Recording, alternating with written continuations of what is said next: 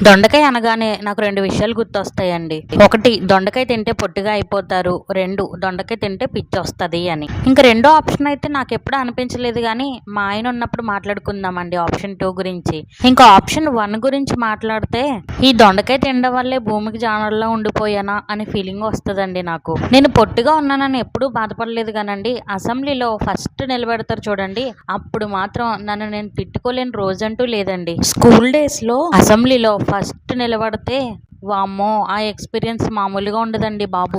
దడా పుట్టిస్తా song ఉంటది గదా! ఎవ్వరు పుట్టించక్కర్లేదు. ఆటోమేటిక్‌గా మనకే వచ్చేస్తది వణుకు.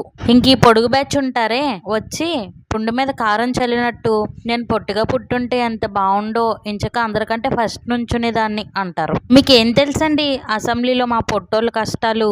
నాలాగా పొట్టిగా ఉన్న ఫీల్ అవ్వని వాళ్ళు ఎవరైనా ఉంటే ఒక లైక్ కొట్టేయండి.